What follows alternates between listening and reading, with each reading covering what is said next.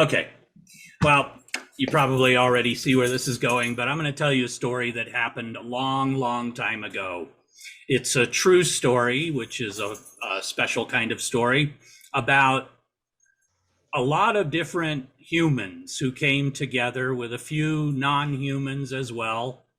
And they were feeling like they weren't very powerful, all alone and scattered all over their area. So they came together hoping that that would cause their power to be greater and more focused. And when they came together, they could have come together in a big city, but they didn't. They came together in a little town called Montrose. And of course, you probably know that I'm referring to the origin story of Western Colorado Alliance, or Western Colorado Congress, as it was then known 41 years ago when everyone came together to create it. This is a story that we've told many times in our organization. I, of course, was not around back then. Actually, I was around back then, but I wasn't involved with the Alliance. But I've heard this story many times in the couple of years I've been here now. It's a story that we've told often enough that it has a title. We call it The Founding Humans. And some of you, even if I hadn't accidentally showed the picture too soon, you might have known where I was headed with this just from the word humans, because it's kind of how we've come to know this story over the years with our alliance. And this story shows a little bit of what we're going to be talking about tonight, which is how powerful stories are in our organizing and leading work. Stories, in this case, this story has power because it's explanatory. It explains how we came to be, and it has power because it's rhetorical. It has a message. It has a point, which is that people can come together and have greater power together than they have separately, which we learned about just a couple nights ago in Nick and Carol's presentation on power. I'll be alluding to it a couple times tonight. So for those of you who were able to make that one, good on you. So that's our introductory story. Brian's going to take it over here and talk about how narratives can work in our organizing work, how it can fight power, so to speak. Brian, you want to go ahead? Yep, thanks, Arn. So yeah, in this section, we're going to be talking about how narratives help us build power. Now, in order to do that, I'd like to begin by telling you a story that some of you are already familiar with, and that's the story of development of oil and gas drilling in Battlement, Mesa. So Battlement Mesa is an unincorporated community just outside of Parachute in Garfield County. The area was the site of major oil and gas development until Exxon pulled out of the region in the 1980s. And thereafter, Battlement Mesa was marketed across the United States as an inexpensive retirement community where seniors could make a home and live out their golden years in relative peace and comfort. And for a time, that was a reasonably accurate description. This began to change in around 2009. Advances in oil and gas extraction technology made the procurement of what were previously inaccessible minerals in the region suddenly possible. Before long, the residents of Battlement Mesa found themselves surrounded by drilling operations that were encroaching on the borders of their planned unit development. Members of the community began discussing with each other the issues of development that caused them, right? The disturbances of their quiet enjoyment by the bright lights and the noisy drilling that was occurring day and night.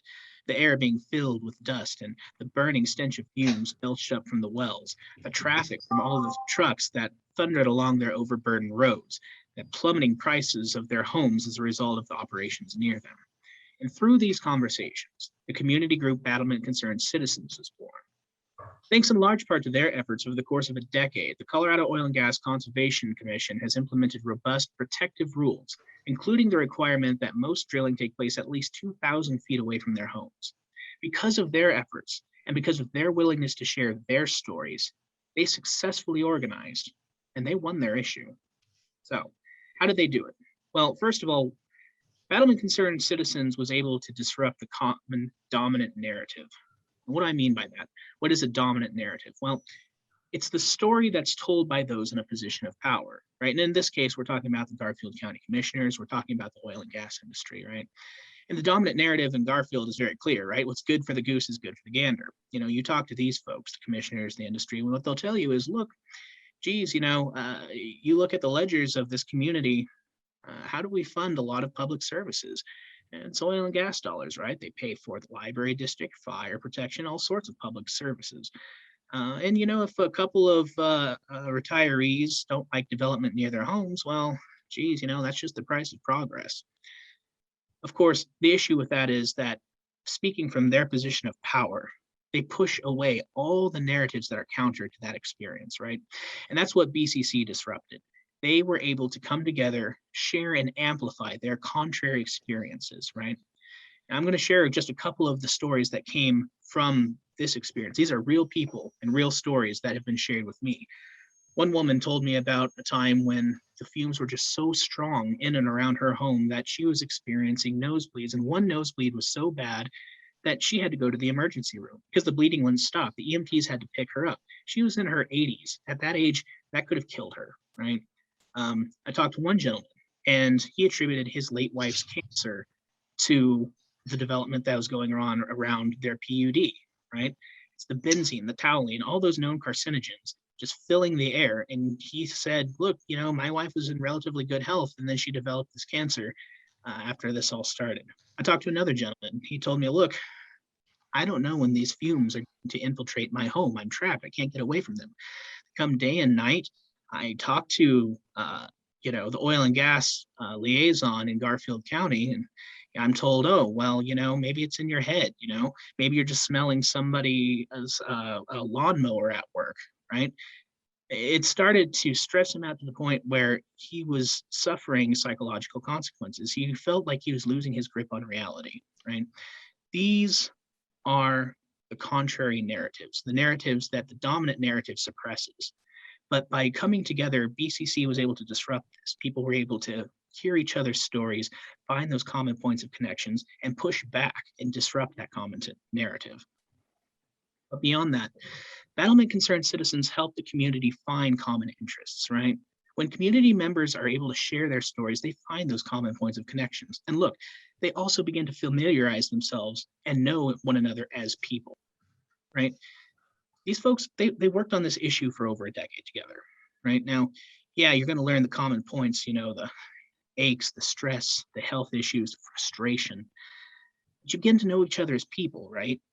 Your interests, your hobbies, your children's, your churches, your faith, all these different things that make people who they are. You learn various aspects, and that's indeed what happened with the members of Battlement Concerned Citizens.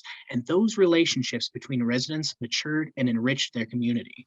And suddenly the issue didn't become just about them and what they wanted and what they needed. It became about their neighbors that they cared for. It became about their community. And it gave them an even greater sense of purpose. And it hardened their resolve. And it pushed them through some of the hardest moments of their campaign and their work to protect their community. Battlement Concerned Citizens, even beyond this, created space for residents to imagine a better future.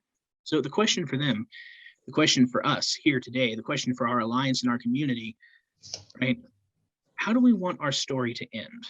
Right? When you think about a narrative, narratives, they flow through time, right? There's a past, it leads to a present, and then there's a future, and we need to decide, what does our future hold? What do we want to see that future see?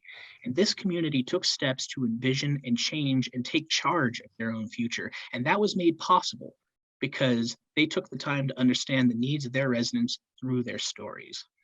Because they did this, Battlement Concerned Citizens was able to build a path towards meaningful change, right? Community members determined how their characters and their narrative could change the future, could change their own destiny. They could take hold of their own fate, right? They worked backwards to fill in the story, the gap between the present and the desired future. They made a plan to make their theory of change a reality, and they executed it. That is how they won their issue. So now that we learned a little bit more about how narratives build power, I'm going to turn it on back to Arn here, and he's going to talk to you a little bit about the elements that actually comprise a story.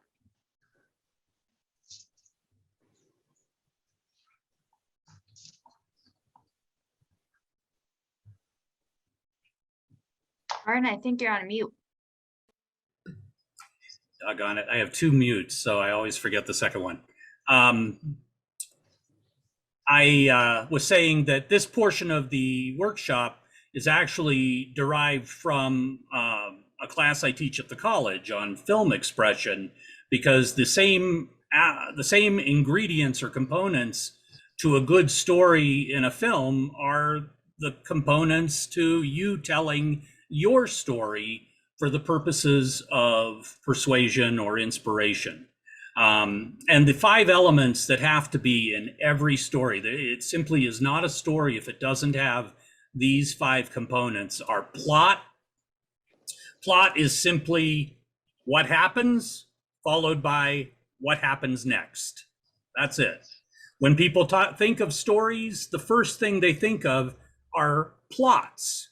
But actually, in some ways, plots are the least important ingredient of the 5 we're going to talk about. The other ingredients are characters, and this I would probably place at the top of the list in terms of importance for our work. When you are telling your story, it's essential that you always ground it on people, on yourself, on your friends, on your neighbors, on whoever you're telling the story about, but it has to be about recognizable people. Even stories that are about objects or animals are really just stories about people that allow us to pour ourselves into the stories via the characters. So keep it personal is what character means in terms of storytelling in our work. Conflict is a necessary ingredient in stories. And there is always conflict in a story. It may not be conflict between different people. It may be conflict between a person and themselves, or a person and nature, or a person and mechanical things, or the supernatural, but there is always conflict in a story. And there is also always a setting. And in terms of a film or whatever, even if it's set in a even if it's Waiting for Godot and it takes place in a nebulous nowhere, that is still a setting. For our work, the importance of setting is remembering that all our work is local.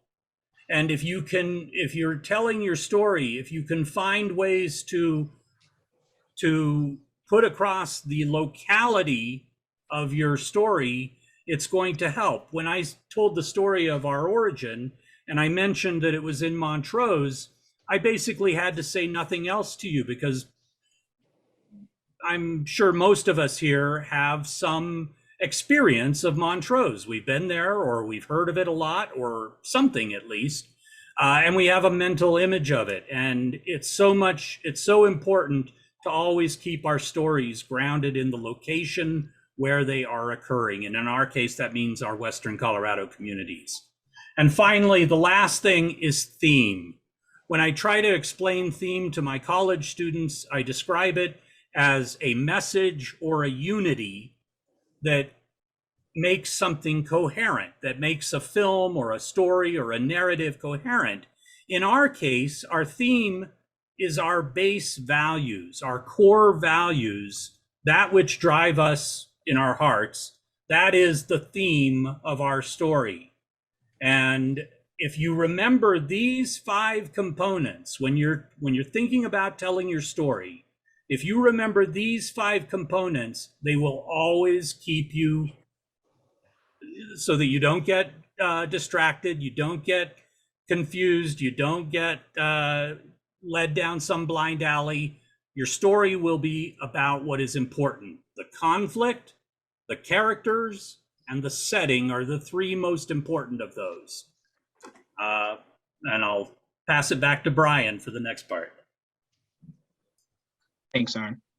So now that we know a little bit more about the elements that make up our stories, let's spend a couple of minutes discussing how we can share them with others and give people the space that they need to share their stories with us.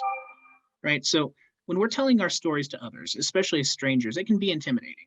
It comes naturally to some, but to introverts like myself, volunteering personal information about who I am as a person, it's a daunting prospect.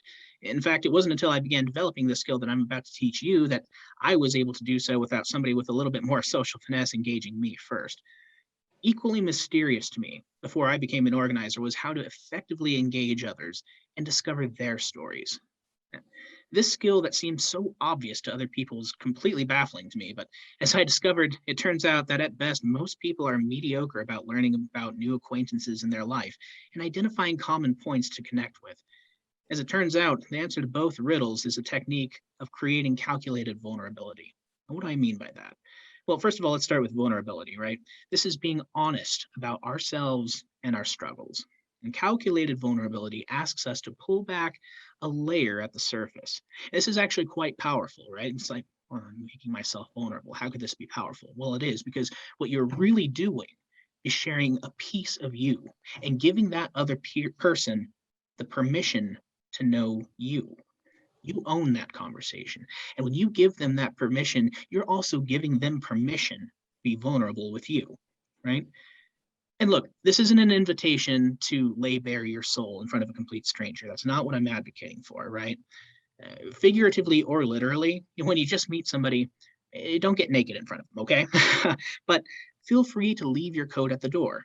Take that layer off. Feel free to leave your coat at the door, sit down and have a conversation. Open that door, invite that reciprocity. Because what you're really doing is you're helping to identify yourself. When we identify ourselves, we're inviting other people to do the same thing. Being vulnerable allows others to relax because you're no longer an unknown, right? You're not just a face, but you're a real person that suffers real problems, that has real hardships, that has gone through this process, this messy thing that we call life.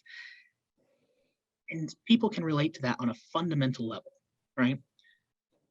Vulnerability allows others to reciprocate by revealing layers of their own. And through that mutual reciprocity, both of you can build trust and explore each other's stories at a deeper level. You can discover common challenges that you can overcome together. By understanding who a person is, you can identify things that you relate to. And look, even if your own experience doesn't mirror theirs, the underlying story might, right? So that mutual reciprocity and identifying these elements is the key to building mutual empathy and respect. So let's talk about how we actually begin to do that with others, right? How do we listen to others? Now we're going to have a complete webinar on this, right? We're going to have a full workshop. Jeriel's going to do a great job and really do a deep dive into this, but here's just a couple of the basic elements, right? First of all, recognize that the person in front of you is interesting, right? Like you, they've came to this moment in time with a lifetime of experiences, and it is your privilege to share this moment with them, this time in this space, and bear witness to who they are as a human being. And if you think about that, that is truly incredible. That is your privilege. And I honestly believe that's what it truly means to live, share that community. So the other piece of it is to name and honor the emotions behind the words that they're speaking, right?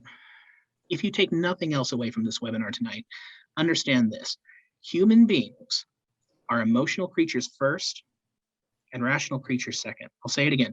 Human beings are emotional creatures first and rational beings second.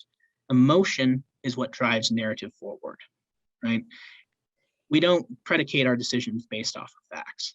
So we don't respond to facts. We respond to emotions about how we feel about things. And recognize that when we're talking about these issues, really there's three conversations going on, right?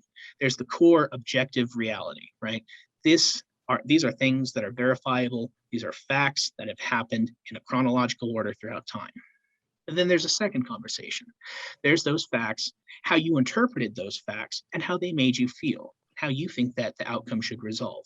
And there's a third conversation. And that's the conversation of the person that you're talking to, how they see the facts, how their interpretation of those facts resolved, and how they feel about that. And you remember, for the person that you're talking to, their feelings are real. Their emotions are real to them. They feel them. Even if you don't necessarily agree, don't see eye to eye with their interpretation, their emotions are real to them, and you need to acknowledge, name, and honor them. And you should help them do the same for you, right?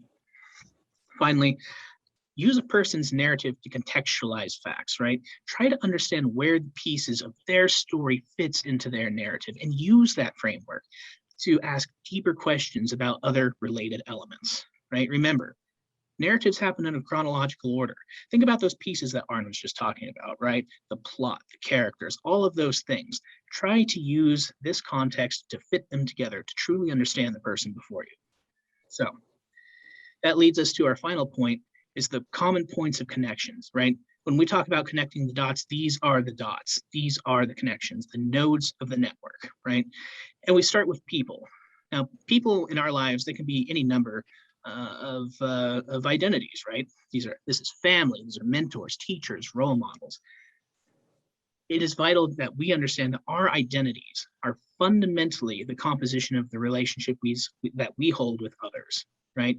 Because it's the people that create and perpetuate and reify the institutions and experiences that make up the rest of it, right?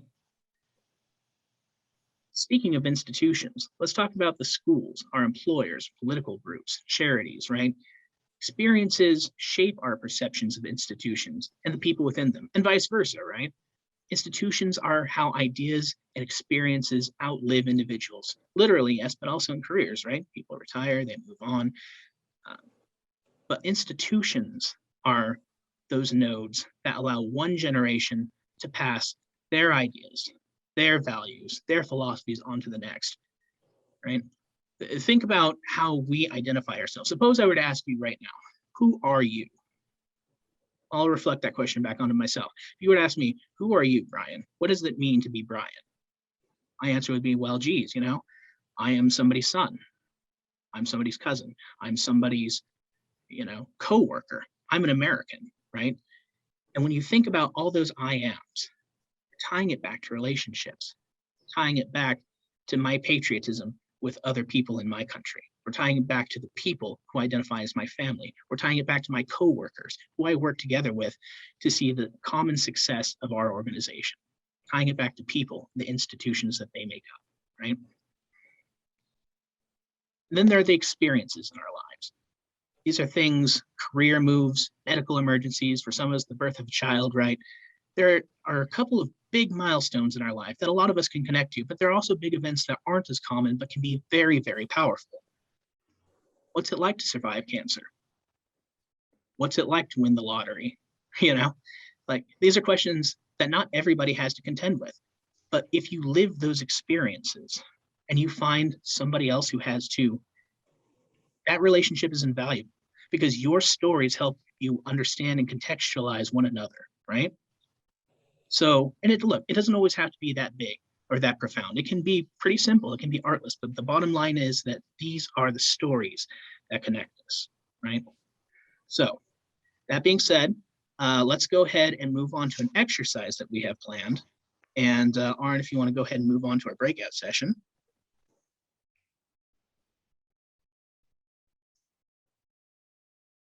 Are you not seeing it, Brian?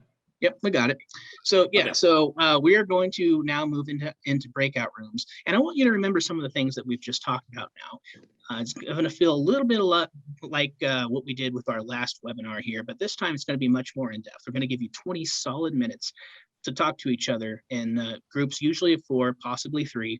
And I would like to invite everybody here to tell a story about a time when somebody helped you. What happened? Who was it that helped you? And how did you feel when that happened? And I'd invite you to discuss the similarities and the differences in your group's stories and explore those elements that we talked about, the narrative, the past, the present, the future, the elements of the story. And when you do this, please appoint somebody to be a spokesperson of your group, right? What were the common themes of your stories? What were your takeaways from this discussion? It'll be very brief, for like 1 or 2 minutes. So, don't feel too much pressure, but that's what we're going to do now.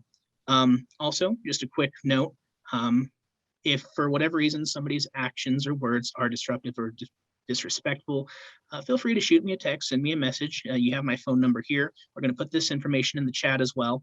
And if there is a problem, I'll resolve that quickly and discreetly, okay? So we're going to go ahead and move into those breakout rooms now, and I hope you enjoy yourselves.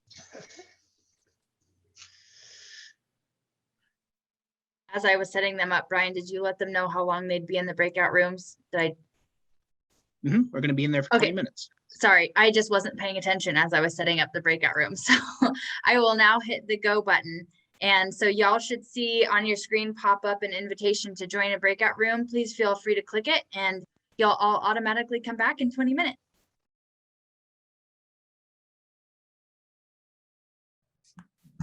Oh, Amazing what happens when you actually give people time to talk, right? I think that they would automatically be booted here, Arn. There's no way Okay. for them not to come back, so. Okay. yeah, we're back. that happened to our group. I It love ju- your It just background, ended. Wonderful. Uh, Jeriel, since you actually assigned the groups here, would you mind calling on the individual groups to report out? Sure. So in group 1 was Algene, Brian, Elizabeth, and Karen. Did you have an individual assigned to report out? Yes, at the very end, I agreed to do it, but I can't remember similarity, just kind of in general what we talked about. Well, we found that all of our stories were things that would seem maybe, quote, minor, the ways that we were helped. None of us had our lives saved by someone or something really dramatic. And yet for all of us, the small act of kindness really had a big effect on us. And so I think that was the big commonality that we had. And all of us, or I don't know if everyone felt this way, but I know I felt it made me feel really inspired as to how powerful it can be for me to try more often to be that person who gives that little bit of help. Wonderful. Is there anyone else in the group who'd like to add on to what Elizabeth said?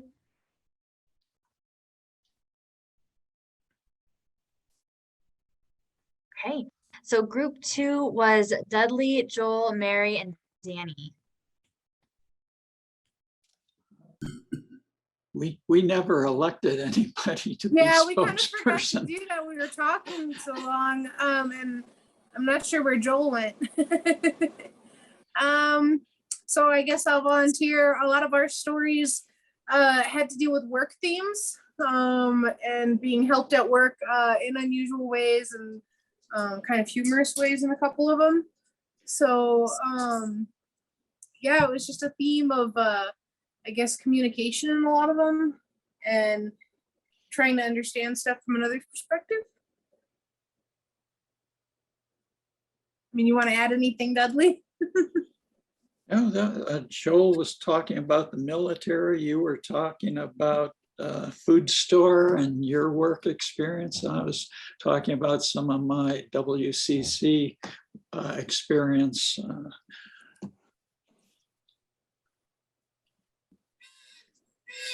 Can I ask just a question before we move to the next group?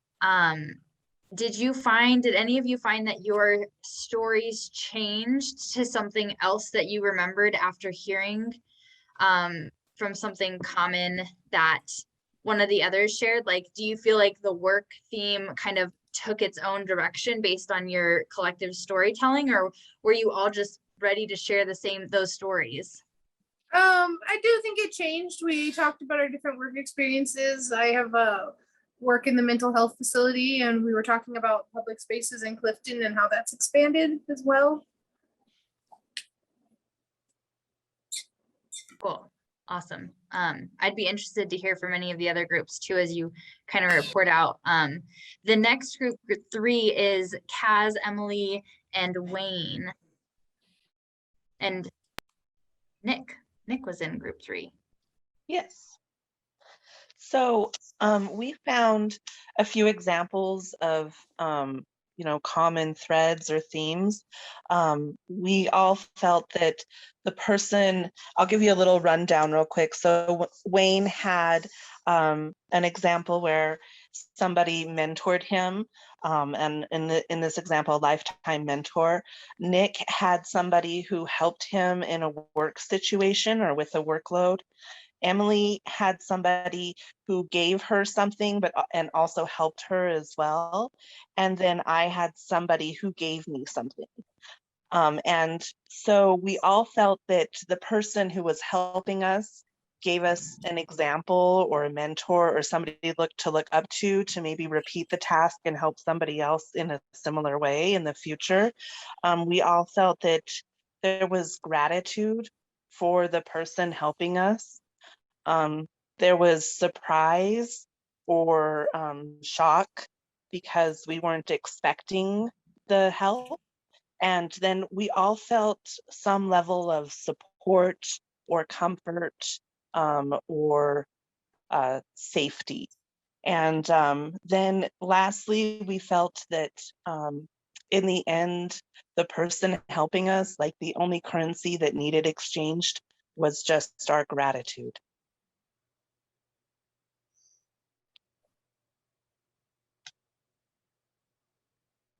Awesome. Would any other group members like to add?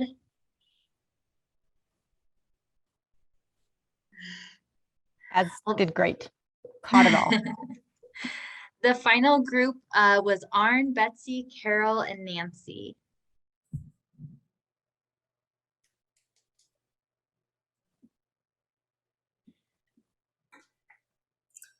Nancy is our spokesperson. I'm not sure where she's at. She is there and she looks like she's muted. Okay, there. Mhm. Can you hear me now? Nope. Oh, God. No, I can hear you. Oh, okay. Okay, can everybody hear me? Okay, I just felt like all the stories were very powerful. They were all quite different, which I thought was really very, inspiring because they weren't the same ones. And I don't think that, the first person started something and it was like the same, with us, it wasn't the same, didn't go on to the same subject, but that's fine. And they were powerful. I love to talk story, and that's why I picked this particular workshop, because I think it's important to everyone is to tell their story. And we had some conflict between in each of our stories, and we talked about that. And they were all different conflicts, which was interesting too. So yeah, no, I enjoyed it.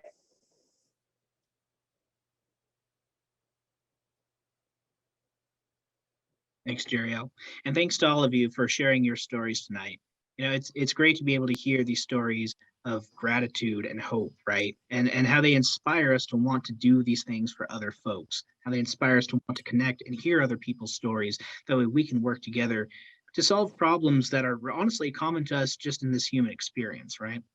So with that, and being mindful of those elements that we saw, those elements of story that were drawn together to make these things happen, let's turn it back on over to Arn. He's going to help us put it all together.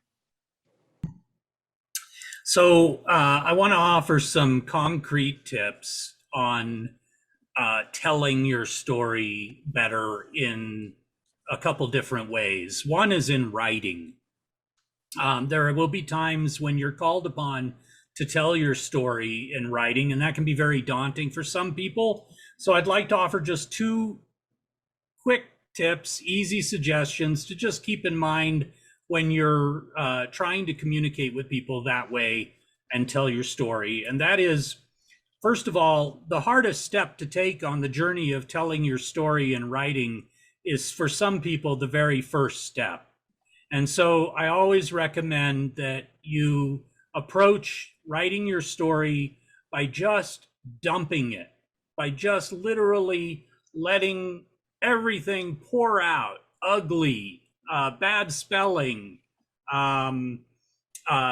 unorganized. Just let it all pour out, and then refine it, edit it again, edit it a third time. If you do that, you'll tell your story very well.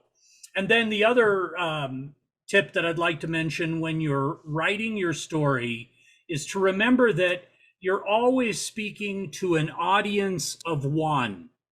Even though you may be mass broadcasting, or your story may be printed in a national magazine with a global readership, you are speaking to an audience of one. You're speaking heart to heart. And so when you're writing or addressing your audience, don't address them as a collective, as a plural. Address them as a singular, as you. Don't say you folks, say you. And that'll help your writing be more emotionally effective. And that's the key to being persuasive, is being emotionally effective. And then when you're presenting your story when speaking to others, I have a couple other little tips. I would like to mention that if you are interested in this subject and would like to learn a lot more about it, I'd really like to put in a little plug for Works POCO training, which some of you have taken or some of you have at least heard about. And I'd really like to recommend it because it has a lot in the training about how to tell your story effectively. It kind of is couched in terms of dealing with the press in POCO training, which is the principles of community organizing, for those of you who don't know what the acronym stands for. But there's a lot of good tips about communicating when speaking to others in the POCO training. So I just wanted to mention that. I also, my 2 or 3 tips here are: be a weeble.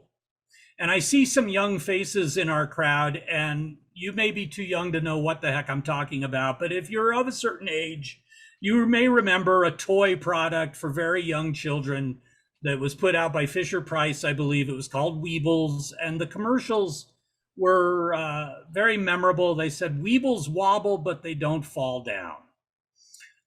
When you're telling your story to other people, there are going to be pitfalls. There'll be distractions. There will be people who will intentionally try to distract you from your story. There will be people who inadvertently distract you. And then you yourself are likely to sometimes walk down the wrong alley when you're telling your story.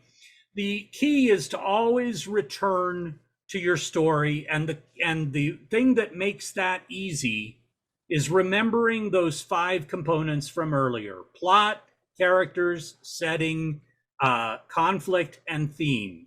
If you can keep that kind of in the back of your mind when you're telling your story, even if you end up getting pulled into an unrelated subject for a minute, that will always bring you back, because by remembering who you're talking about, what the actual problem is, and where it's taking place, it just focuses your storytelling and always brings you back to the important stuff. So be a weeble, wobble, but don't fall down. And the other thing that, and it may seem kind of counterintuitive, because we think of storytelling as an active process. I'm speaking right now, I'm relaying information, but it is absolutely essential that when you're telling your story, you listen. We are talking a lot about listening in the next few workshops. The next workshop in particular is all about what we call deep listening. And listening is an essential part of storytelling. If you've probably seen a comedian talk about reading the room, what that comedian is talking about is that while he or she is telling jokes, he or she is also listening to the audience and assessing what is working, what do I need to wait for a big laugh for. You need to listen to the person you are talking to when you're telling your story. And then when you're done listening, listen some more. Listening is probably the single most important thing I could tell you in the art of good storytelling. So, and I know it seems a little counterintuitive, or it did to me, but listen. And those are my advice for putting your story together when speaking to others. I have one last story I'd like to tell, and it's another true story.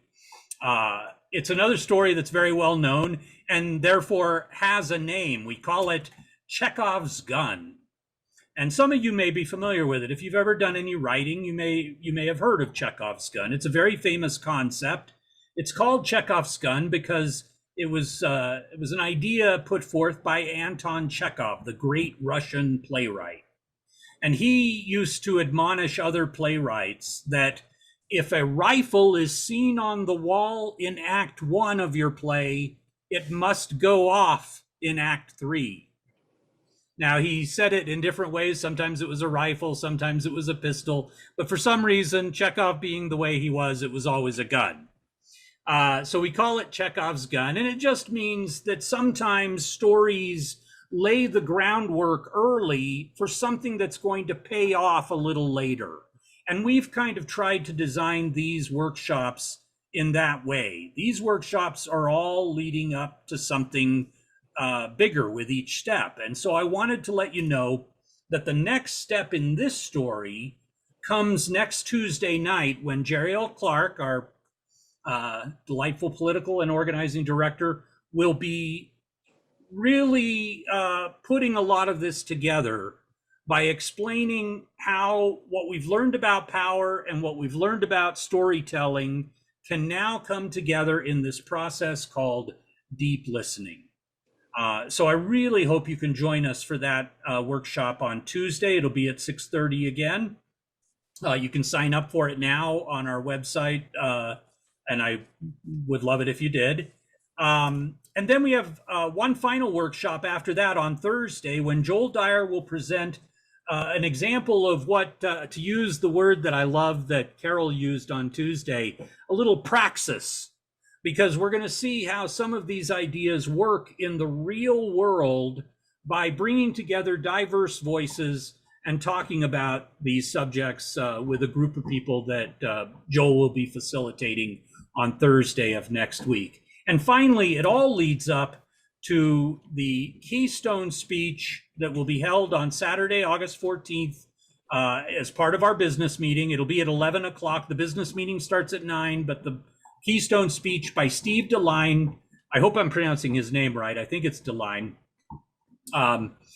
will be presenting. We're really excited to have Steve. He's basically one of the inventors of deep canvassing, which is a concept related to deep listening. And he's going to tell his story about how he went from being someone who was literally frightened to talk about, in his case, he was organizing on LGBTQ issues, and he's a gay man, and he was scared to talk about it with people who were opposed until he came across this process and helped develop this process that we're calling deep listening. So I really hope you can also join us for that speech on Saturday, because that's really where it's going to all be tied up and the end of our story for this year. So please join us for those other things. And Brian, I'll hit it back to you to wrap up. Thanks, Arn.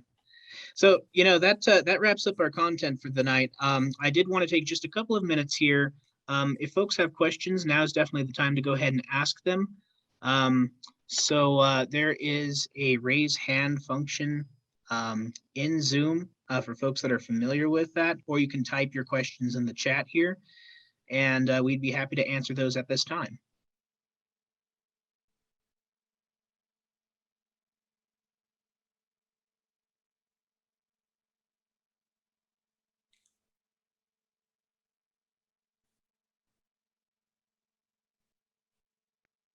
Elgene, I see that you responded here. If you wanted to come off mute, you could just ask your question. It's not a question. I got the book. It's by Valerie Carr, and a lot of what we're talking about tonight, I've been reading in her book called See No Stranger. It's a memoir and manifesto of revolutionary love.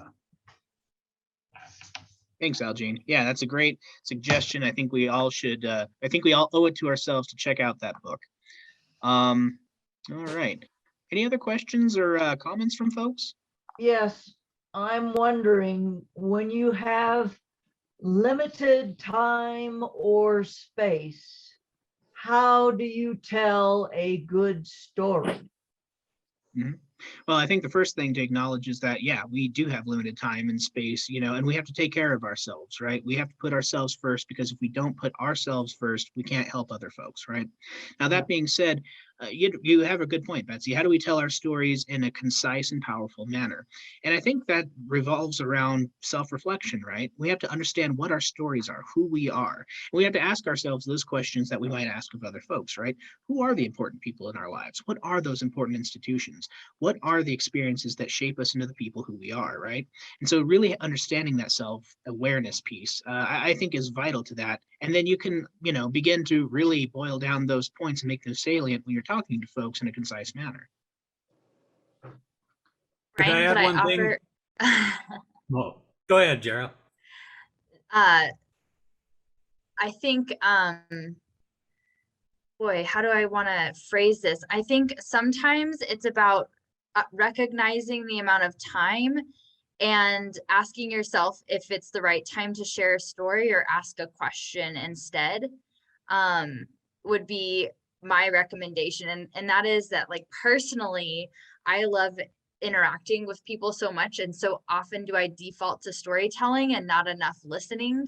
And this kind of gets into, what we'll do in the next few weeks and how we tie our own storytelling together with listening. But what I've found is that even though I have a deep desire to share a story, sometimes in the amount of time that's offered or the amount of time I might know I have someone's attention, I prefer to ask a question to elicit their response rather than share my story. And then maybe that means we'll have an opportunity to share back and forth later in the future or continue the conversation if they hear that I'm actively engaged. That's just my quick thoughts. Thanks, Jeriel. That's useful. Anybody else? I would just offer if other people have thoughts for Betsy's questions, because I know there's some experienced storytellers on this call that you should feel free to chip in too.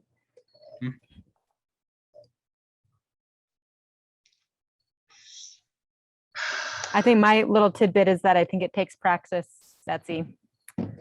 Like, I think if you have a good story to tell on something, it's like you try to have like a 10-minute version, a 5-minute version, and like a 2-minute version about how to tell that story. Also, can I just add that stories work accumulatively? When you hear a story more than once, it has a different meaning the second time you hear it. So Betsy, what might be also a possible thing to think about is maybe you don't want to tell the full story. Maybe you just want to tell a tiny part of the story with the knowledge that later on you'll be able to tell more of the story. Mhm. Well, I have found in testifying before the Colorado Oil and Gas Conservation Association, I've done it 3 or 4 or 5 times, so they don't need to go back to square one for me telling the story. But if I can add something salient to their picture of things, then that's what I have done. So I know how you speak, Arn. Thanks for that, Betsy. And Nancy, I think you were trying to make a comment earlier. Oh, I was just gonna put out that I tend to ask a lot of questions because I want to engage people. And that's what I love to do. I love to tell a story, but I love to hear stories. So sometimes people say to me, God, you're so nosy, but it's not that I'm nosy. I just want to engage. I want feedback. I want back and forth, so that, to me, that's important too in telling a story.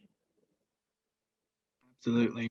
Absolutely. Genuine Listening. curiosity for other people. That is key. And asking that question, why? Yeah. I love it. Yep. Right? Yep. I think we need to let our humanness show that we are genuine, truthful people. Amen. Mhm. That. Are there any other questions or comments? I think that also understanding your audience helps too, because you might be, talking to one person who wants the longer story and they want the back and forth like Nancy wants. they want to be engaged with questions. Whereas, other personalities that you might be around, they're more comfortable with you doing all the talking or with them doing talking instead. And so knowing which version, whether it's the 2-minute or the 8-minute or the 10-minute version to use by understanding your audience helps, I would think. Yeah, good point. Wonderful. Well, folks, we've been together now for about 80 minutes here. Let's go ahead and start. Brian, Karen has her hand up. Oh, Karen, yeah, absolutely. Go ahead. One more. Oh, I feel like I'm not sure of the context. There are different contexts that require different stories. And so my challenge right now is meeting people and engaging with people who don't agree with me, because I have plenty of opportunity to talk with people that share the same beliefs. And so my question is, how do we do that? And as I was saying in our small group, to me, I feel like I want to get to know, the only way I could do that is by knowing my neighbors, the people on my block, because I know that they're diverse, and I can't, and I know that they believe different things than I do. But the first step for me is getting to know them. And so I don't even want to go into these difficult storytellings, or I don't want to share my story until we get past the part where, where are you from? Who's your family? Where's your family? And sharing that kind of stuff. So the first step, I think, for me is like getting to know someone on a more personal basis. Yeah, that's huge. That goes back to that calculated vulnerability piece, right? It's peeling back those layers and giving other folks that opportunity to reciprocate, right? So, Okay, Brian. yeah, that's a great point. Go ahead. Brian, could I just respond to Karen just quickly? I know we're trying to wrap up here. Go ahead. Okay. So Karen, you must be reading our materials on what we want to do with deep listening and deep canvassing is all I'll say. And if you haven't, then you're like going directly down the path of this multi-year effort that that our alliance is about to engage in. And so what we are wanting to do, like why we're starting with sharing our own stories, storytelling, and then moving into deep canvassing next week and deep listening and how we do that.